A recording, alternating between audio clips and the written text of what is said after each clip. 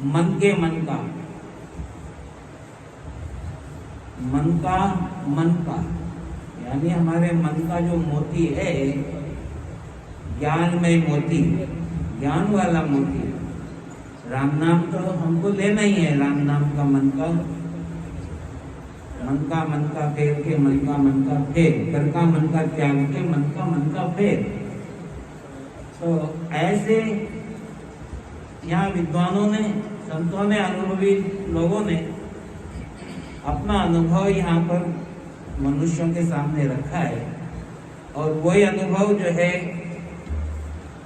संतों ने स्वीकार किया और संतों के माध्यम से वही अनुभव जो है जन जन के प्रति, भक्तों के प्रति हम परोसने का प्रयत्न करते हैं।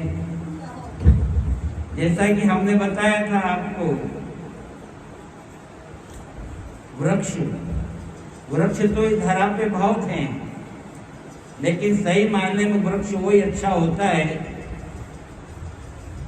जो फूल, फल और छायादार है।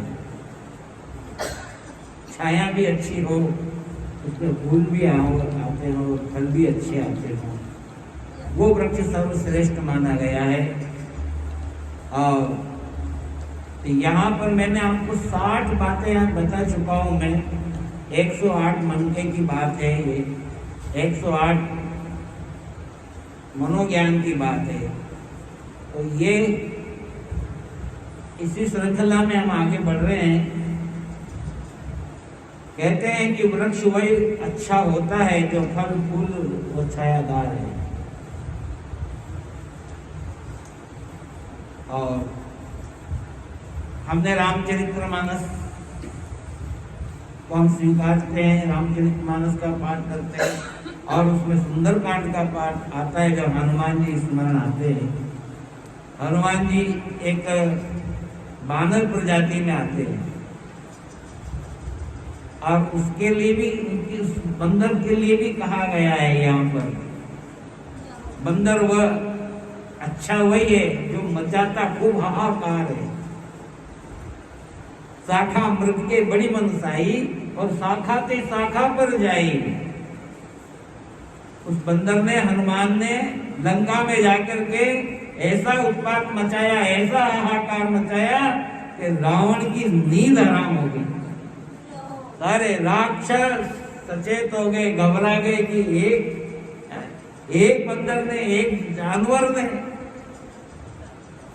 और ऐसे दानवों को, ऐसे राक्षसों को जो है सचेत कर दिया, सावधान कर दिया। तो बंदर वही होता है जो मचाता हाहाकार है, वो सबसे अच्छा बंदर होता है।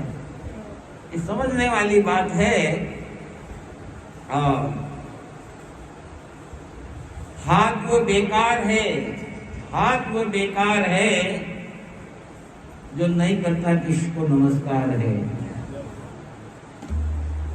हाथ वो बेकार है जो नहीं करता किसी को। देखिए, हमारी संस्कृति में सबसे बढ़िया बात तो ये कही है कि 2 हाथ तीसरा मस्तक किसी के सामने झुका दो, मानो हमने उसको सब कुछ अर्पण कर दिया। हमने उसको सब कुछ अर्पण कर दिया। 2 हाथ और तीसरा मस्तक अगर झुक जाता है तो समझ लो हमने उसका बहुत बड़ा सम्मान किया है, बहुत बड़ा सत्कार किया है और सब कुछ उसको दे दिया है। संत कहते हैं कि आपके द्वार पे अगर कोई आ जाए और घर में देने के लिए कुछ नहीं हो तो 2 हाथ तीसरा मस्तक तो है, हाथ जोड़ करके अभिवादन करके उसको प्रणाम कर लो, समझ जाएगा। न तो आपको कुपित भी नहीं होगा और बल्कि वो समझ जाएगा कि इसके बाद देने को कुछ नहीं है, भगवान इसको बहुत कुछ दे ताकि दोबारा कोई आए तो ये उसको दे सके। तो हाथ वह बेकार जो न करता बड़ों का नमस्कार है। तंत्र विद्या के अनुसार देखो, हमारे देश के अंदर और देशों में भी चलता है जादू टोना। हाँ, जादू टोना के ऐसे देश है जो वहाँ भी चलता है, लेकिन हमारे देश में भी जो है बड़ा सिस्टमेटिक ढंग से मंत्र चलता है यहाँ पटांग नहीं चलता है। जो वास्तविक अनुभव हो जाता है कि हाँ ये तंत्र है, ये मंत्र है, ये जंत्र है, ये यंत्र है, उस हिसाब से चलता है। तो यहाँ एक बताए कि हमारे जो मार्जरा है, जो बिल्ली है, ये बिल्ली घर घर में जो निवास करती है, दो तरह की बिल्ली होती है, एक तो घरेलू बिल्ली होती है और एक जंगली बिल्ली होती है। लेकिन बिल्ली बिल्ली होती है, चाहे घर की हो चाहे जंगल की हो। लेकिन उसके बताया कि तंत्र विद्या के अनुसार शुभ बिल्ली की नार है। तंत्र विद्या के अनुसार शुभ बिल्ली की नार है, यानी बिल्ली की जो जड़ होती है नार, जो बच्चा देती है वो, तो वो जड़ पटकती है, उसको नार कहती है, नार कहती है। उसको अगर कोई मिल जाए, अगर वो रख ले घर में, तो लक्ष्मी का फुहारा बनती है। लक्ष्मी उसके घर में निवास करती है। लेकिन कहीं इसका गलत प्रयोग न कर बैठे। हाँ, कहीं बिल्ली की नार मार करके बिल्ली के पेट में से उसकी नार निकालने वो काम नहीं करेगी। स्वतः ही जैसे गौ माता जड़ पटकती है, ऐसे बिल्ली भी जो है उसकी जो नार होती है एक जड़ होती है। और जो वो बच्चा देने के बाद में उस नार को जो है रख लिया जाता है और उसको जो है लाल वस्त्र में लपेट के रख देते हैं। घर के किसी भी कोने में कहीं भी रख दो, बस घर वाले जाने और आप जाने और राम जी जाने। उस घर में कभी भी रिद्धि सिद्धि की कोई कमी नहीं रहती, बढ़ती जाती है, आनंद ही आनंद रहता है।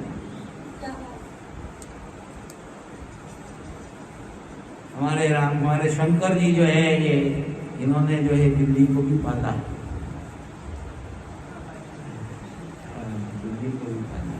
बिल्ली इतना प्रेम करती थी कि बेचारी डिलीवरी के समय इनके पीछे पीछे फिरी और इनके सामने जो है डिलीवरी हुई बिल्ली की, और बच्चे को पकड़ के निकाला इसने, नहीं निकल रहा था, बड़ा परेशान हो रहा था वो जानवर जो है, और वो जल भी फेंक दी।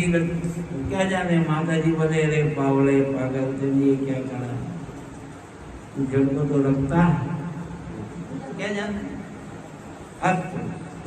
तो तंत्र विद्या के अनुसार शुभ बिल्ली की नार है, और लकड़ी में सबसे मजबूत होती पहाड़ पेड़ की डाल है। जंगल में जो पहाड़ है, पहाड़ में जो वृक्ष होते हैं, उनकी डालें बहुत मजबूत होती है, क्योंकि पत्थरों में पेड़ उगता है, वो उसकी डालें भी मजबूत होती है।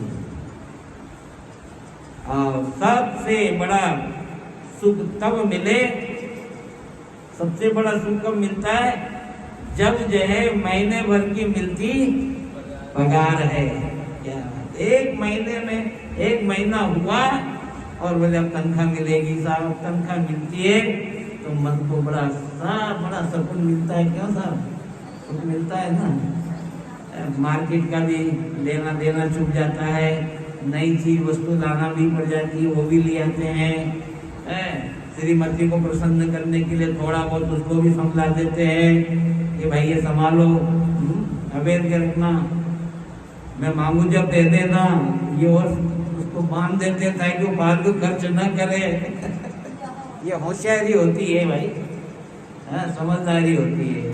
तो भोजन के बाद तब मजा आता है जब आती डकार है। डकार आ जाए तो समझ लेना कि हाँ भोजन बहुत अच्छा पाया है और ये पच जाएगा। पहले हम छोटे थे, जब हमको डकार नहीं आती थी तो हम डकारते थे, डकार ले लेंगे, जैसे अंदर से निकालते थे वो एयर को खींचते, हवा को पेट में, गले में लाते, गले से फिर जोर से और पेट भर गया भाई। तो सबके लिए पूज्य होती है अपने पूर्वजों की मजार है, चाहे मजार समाधि कोई भी होती है वो पूजनीय होती है।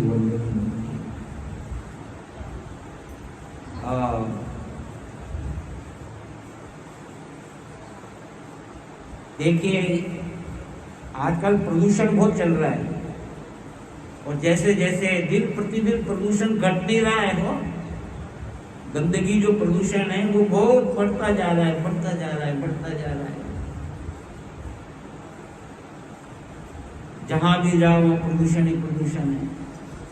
इस वायुमंडल में, हवा में, जिस ऑक्सीजन में इतना प्रदूषण घुल गया है कि मनुष्य श्वास भी स्वच्छ, पवित्र, शुद्ध श्वास भी नहीं ले पा रहा है। लेकिन ये प्रदूषण तो हट सकता है, लेकिन यहाँ कहा है कि जहां पर मानसिक प्रदूषण है, मानसिक प्रदूषण पर जो है वही गंदगी का भंडार है। ये जो मानसिक प्रदूषण हमारे अंदर में भरा हुआ है ना, काम, क्रोध, राग, द्वेष, ईर्ष्या, छल, पाखंड है, ये अंदर का जो प्रदूषण है, तो ये बाहर के प्रदूषण से ज्यादा खतरनाक है। बाहर के प्रदूषण से तो डॉक्टर जो है ना दवा और देके ऑक्सीजन लगा लोगी उसको सही कर देगा, लेकिन इन प्रदूषणों को कौन सही करेगा?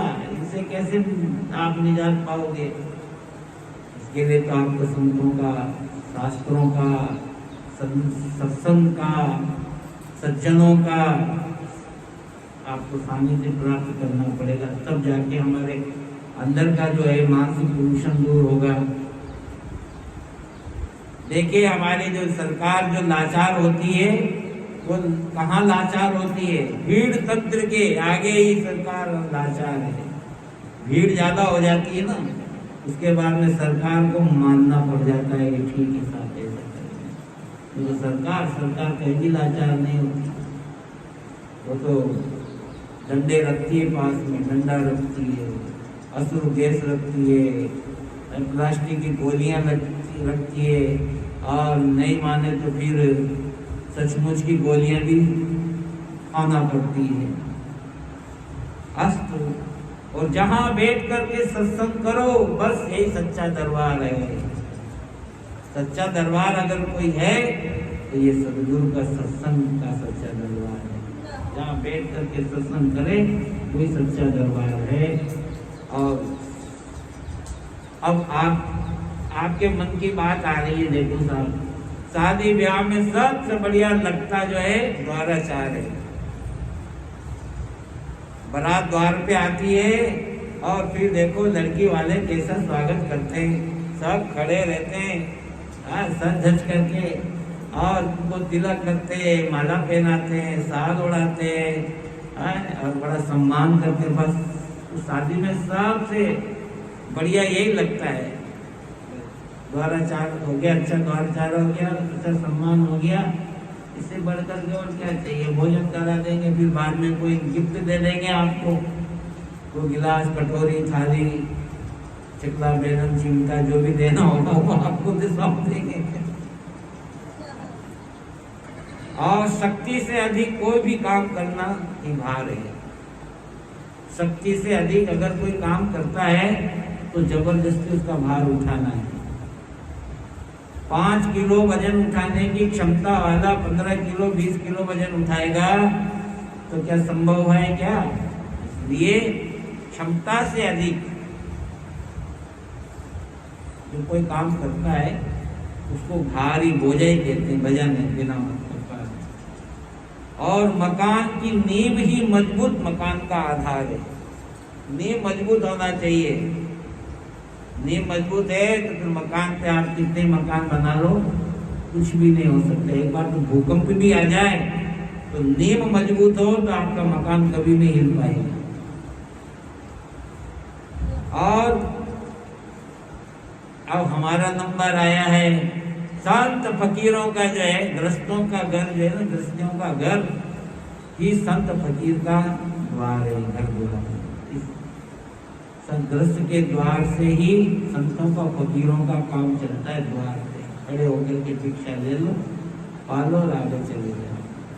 और दूसरी कोई भिक्षा नहीं, मात्र उदर निमित्त की भिक्षा।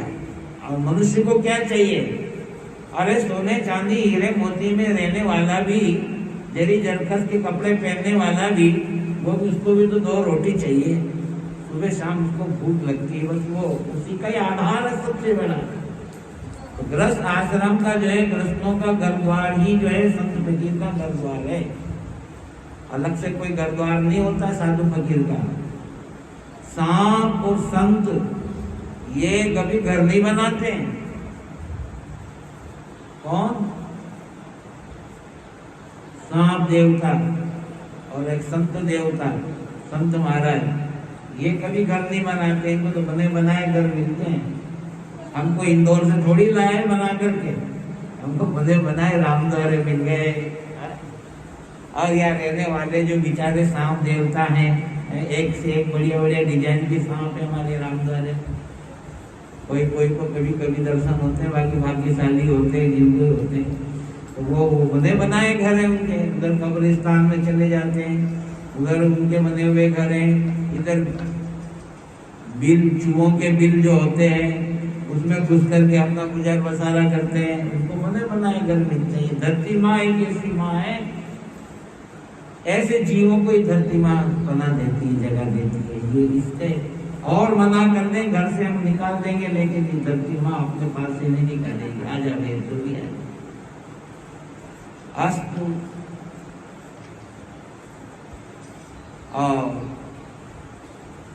सोचो, हमें अपने मित्र पर पूर्ण रूप से एतबार है। अपना मित्र ऐसा हो कि उसको पूरा भरोसा हो, जब तो हमारा मित्र है। मित्र पर भरोसा नहीं है तो मित्र थोड़ी कहलाएगा। मित्र पे पूरा भरोसा करना ही पड़ेगा, चाहे वो मित्र हमारे साथ विश्वासघात करे, ये उसकी वो जाने। लेकिन हमें तो यही सोच के चलना पड़ेगा, इस बात करना ही पड़ेगा। राम राम। देखो, हमारे जो सरस्वती भंडार जो होता है, जिसके अंदर बड़े बड़े ग्रंथ, शास्त्र, उपनिषद, पुस्तकें आदि जो है वो विद्यमान रहती है, उसको हम पुस्तकालय भी कहते हैं। और जहाँ सब तरह की पुस्तकों का संग्रह है, वही ग्रंथागार है, ग्रंथों का भंडार। अब आपके घर में और कुछ नहीं तो गीता, रामायण, भागवत, हनुमान चालीसा, इतनी 4-5 पुस्तक तो होना ही चाहिए। इतना ही पढ़ लो, ये हमारे लिए पुस्तक का भंडार पर्याप्त है। एक अलमारी भर करके भंडार में रखी रहे और न खुद पढ़े न दूसरे को देने दे, न तो खुद भी नहीं पढ़े, दूसरे को भी नहीं पढ़ने दे। पढ़े पढ़े पढ़े वो पत्ते जो है पन्ने गल जाते, उनमें कीड़े पड़ जाते। फिर रामद्वारे ला ला के छोरा छोरी तो आजकल पढ़े कौन, धार्मिक पुस्तकें नहीं पढ़ते। आजकल तो सीधा मोबाइल में जो कुछ पढ़ना है, थोड़े दिन में अखबार भी जो है ना, अखबार के समाचार भी मोबाइल में आ जाएंगे, बंदियां भी बंद हो जाएंगी और आने भी लगे, सब मोबाइल में आ जाते हैं। सब ताज भारती के समाचार मोबाइल में आते हैं, लो साहब कर लो बात। अस्तु। तो जो है, और अपनी कड़ी मेहनत से जो प्राप्त हो, अपनी कड़ी मेहनत से जो प्राप्त हो वही पुरस्कार है। कड़ी मेहनत से पुरस्कार जो मिलता है वही सच्चा पुरस्कार कहलाता है। और जो स्वयं घोड़े की सेवा करके सवारी करे वही सच्चा घुड़सवार है। राम राम। और जो ईमानदारी से सामान बेचे वही जो है असली व्यापार है। ईमानदारी का नाम लेते ही जो मिठाई आ गई। आज गुरुवार है ना? आज गुरुवार। अस्तु। ईमानदारी से व्यापार करना चाहिए व्यापारियों को। हाँ ठीक है, अब क्या कहें, हम भी उपदेश में थोड़ा बहुत हम भी नमक मिलाते हैं उनके लिए, आटे में नमक खट समा जाए इतना तो चलता है, लेकिन हला बोल नहीं चलना चाहिए। हाँ, इतना भी नहीं होना चाहिए। जो बेचारे ये पहले ही तो इस जमाने में महंगाई का जमाना है, और 1 रुपए के तुम 2 रुपए लो तो ये तो उचित नहीं। 1.25 रुपया ले लो, 1 रुपया 10 पैसा ले लो, 30 पैसा ले लो, लेकिन 2 रुपए, हमारे मोहल्ले में भी एक ऐसी दुकान है जो 1 रुपए की जगह 1.5 रुपए लेता है, वो 2 रुपए लेता है। हमको भी नहीं, हमसे भी नहीं चुकता वो दुकानदार। हाँ, जहाँ 23 रुपए की अगर दूध की थैली आती है तो हमको 25 रुपए देना पड़ते हैं, और 25 रुपए हमको देना पड़ते हैं। अगर वहां से लाना इमरजेंसी में लाना भी पड़ती है। मजबूरी का नाम महात्मा गांधी क्या किया, कोई बात नहीं। लेकिन हमें तो यही कहना है आपसे कि ईमानदारी से करोगे तो ईमानदारी में बरकत होती है। ईमानदारी से व्यापार करो, इसमें बरकत होती है। और सुख और दुख कभी रहता है, नहीं लगाता है। ये दुख सुख जो है ना हमेशा नहीं रहता है। कभी सुख है तो कभी दुख है, कभी दुख है तो कभी सुख है, कभी सुख ज्यादा है तो कभी दुख ज्यादा है, कभी सुख ज्यादा है तो कभी कम है। तो ये चलता रहता है। और सुख दुख ये जोड़ा है। सुख नहीं आएगा तो दुख का अनुभव कैसे होगा, और दुख नहीं आएगा तो सुख की अनुभूति कैसे करोगे। तो दुख सुख का जोड़ा है। सुख दुख पाप पुण्य दिनो राति, साधु असाधु सुजाति कुजाति, ये सुख दुख का जोड़ा है। और लेकिन ज्ञानी पुरुष को सुखे दुखे समय कृत्वा लाभा लाभो जया जयो, सुख में दुख में ज्ञानी पुरुष को संभाव से रहना चाहिए। जैसे सुख में दुख में रो मती, सुख में फूलो मती, ऐसा कहा है। तो इसलिए ये समाज हमेशा एक ऐसा रहने वाला नहीं है। और जो अपने सुंदर भावों में, जो अपने सुंदर भावों से मानव को मोह ले, वही मूर्तिकार है।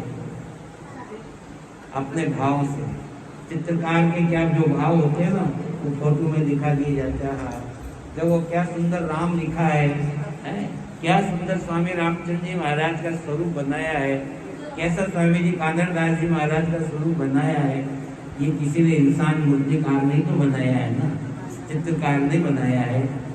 गोविंद देव जी की मूर्ति देखो कैसी बनी हुई है, केदारेश्वर की मूर्ति कैसी बनी हुई है, और कंकाली माता की मूर्ति देखो कितनी सुंदर बनी। पहले मैंने कंकाली माता के दर्शन नहीं किए तो मैं समझता था कि कंकाली माता काली होगी, बड़े बड़े बाल बिखरे होंगे, और हाथ में खप्पर होगा, गले के अंदर मुंड मालाएं होगी।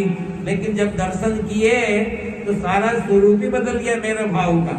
अरे ये तो कितनी सुंदर है, नाम कंकाली और नाम स्वरूप कितना सुंदर है हमारे मूर्तिकार। और जो तन मन दोनों को पुष्ट करे वही पौष्टिक आहार है। पौष्टिक आहार से हमारा तन भी पुष्ट होना चाहिए और मन भी पुष्ट होना चाहिए। ऐसा पौष्टिक आहार लेना चाहिए। बार त्योहार में जो है हमारे आहार में थोड़ा परिवर्तन आ जाता है बार त्योहारों में, लेकिन फिर भी हमको अपना लिमिट बना के ही त्योहार का व्यवहार साधना चाहिए, लिमिट बना के। ये नहीं कि भैया दिवाली आ गई है तो खूब मैदे की पपड़ी खाए जाओ, सुबह शाम रोटी मत खाओ, जम जाएगा पेट में, याद रखना। पीछे डॉक्टर नीचे बैठी है, फिर मुड़ मुड़ के कहेंगे काहे न काहे तो बताओ, काहे न काहे तो बताओ, पूछोगे फिर इनसे। ये खाने पीने में भी अपना लिमिट होना चाहिए। बोलो राम। और भगवान की लीला, हा हा क्या बात। भगवान की लीला देखने में लगती अपरंपार है। भगवान की लीला एक ऐसी है जो अपरंपार है। और अपरंपार कहते कहते तो लोगों ने कह दिया, को न पायो आपको पार, प्रेम नदी आंकी सदा उल्टी बहेगा। अपरंपार अंत नहीं, अपार अपरंपार है। बोलो राम। और इस तरह से जो है, जो हमेशा आलसी बना रहता है उसे समझो वो बीमार है। आलसी आदमी तो वही हमेशा आलस नहीं रहना चाहिए, आलस नहीं करना चाहिए। आलस करने वाले को तो मान लो ये तो बीमार है। उसको बीमारी की संज्ञा दी है, वो बीमारी की उपमा दे दी, संज्ञा की तो बीमार है। आलस, आलस तो बहुत कोई भयंकर किसी ने पाप किए हो उसी को आलस आता है, वही आलसी बनता है। दरिद्री हो गए पूर्व जन्म का, वही आलसी बनता है। तो आलस का क्या काम है? बोलो राम। अस्तु। तो ये बहुत सारी बातें यहाँ पर जो है हमने आपको बताई है, और इस तरह से जो है संसार में जीने की कला जिसके पास है वही बड़ा फनकार है। जीने की कला हर मनुष्य के पास होना चाहिए, हर प्राणी के पास होना चाहिए। कैसे जिया जाता है, कैसे खाया पिया जाता है, कैसे उठा बैठा जाता है, कैसे बोला जाता है, कैसे व्यवहार साधे जाते हैं, कैसे व्यापार किया जाता है, कैसे लेन देन किया जाता है, ये सब फनकार है, ये गुण है। ऐसे गुण मनुष्य में आना चाहिए। और शेष बात हम आपको कल के सत्संग में श्रवण करवाएंगे। बोलो सच्चिदानंद भगवान की जय।